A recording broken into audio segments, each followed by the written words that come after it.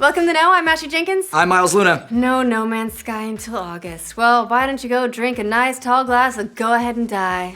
After announcing that Hello Games would be delaying No Man's Sky a couple of months, the game's creator, Sean Murray, has said that he's received death threats. Sounds about right for the internet. Death threat might as well be one of the standard buttons on Twitter at this point, right next to retweet, because that's what it's used for, right? Yeah, absolutely. Murray made this claim about people wanting him dead on Twitter, saying, quote, "I have received loads of death threats this week, but don't worry, Hello Games now looks like the house from Home Alone."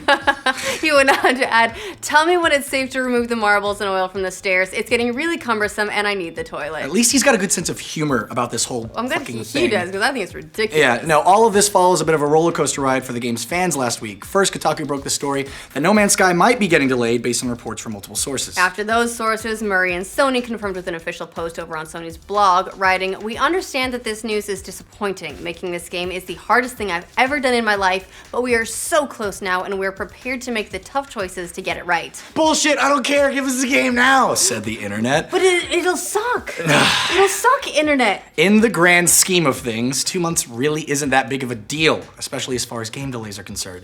Even still, that was enough to discourage some of the game's fans from loading up and launching death threats at Murray and Hello Games. 2 whole months. Nobody can possibly wait that long. The whole world could change. It could end. It's a little strange. Like, did people want the game to come out broken or unpolished? Because that's the alternative to giving it a couple of months to fix things up. Yes, apparently. Weirdly enough, even Jason Schreier, the writer of the Kotaku article that broke the story about No Man's Sky's delay, got death threats, which makes even less sense. Yeah, no, he was like one bacon away. You know, it was like the Kevin Bacon thing. He was like within one, so he gets contaminated too. So within one bacon, you still get the We're gonna get death threats.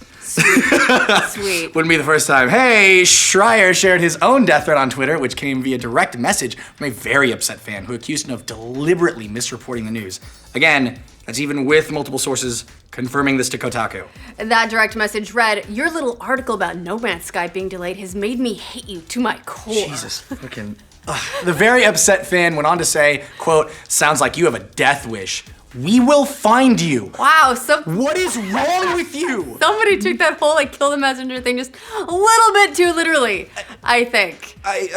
Honestly, No Man's Sky is so ambitious and has had so many problems already that fans should consider themselves lucky it's managed to stick to its 2016 release date. Do you remember back in 2013, shortly after announcing the game, I think the same month the game was announced even, a flood wiped out Hello Games' office in Guildford, destroying PCs, laptops, even game data. So all things considered, they're doing great. In recent interviews, Murray has revealed that this flood almost caused them to scrap the game entirely and count their losses. But it actually ended up having the opposite effect of bringing the team together. It was a Christmas miracle. Yeah, sadly, death threats are nothing new for game developers. Back in 2012, Ninja Theory received death threats over the direction they were taking for Devil May Cry. Well, it's DMC Devil May Cry.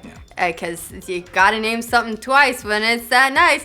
Back when Capcom first announced they'd outsource the series, some of those fans included fan-made death threat comic books and even death metal tunes, so they got really creative with it. Yeah, well, that game went on to average an 85 on Metacritic, so those comics might have been just a tad premature on that one. No, they just drove them creatively. Although fans may have gotten what they wanted since its sequel was ultimately canceled. In 2013, since we had a whole list of death threats to share here. In 2013, Black Ops 2 design director David Vonderhaar revealed that he got tons of death threats after a new patch was introduced to the game that made people slightly peeved. I think he increased the reload time on a sniper rifle by 0.01 seconds. Fuck that guy, he should die. Oh my god, let's kill his family. Hey, following Oculus's $2 billion acquisition by Facebook, Palmer Luckey took to Reddit to talk about how families of Oculus employees had gotten death threats and harassing phone calls. Now, this is just getting cheerier and cheerier. So, for some reason, No Man's Sky has been an incredibly divisive game.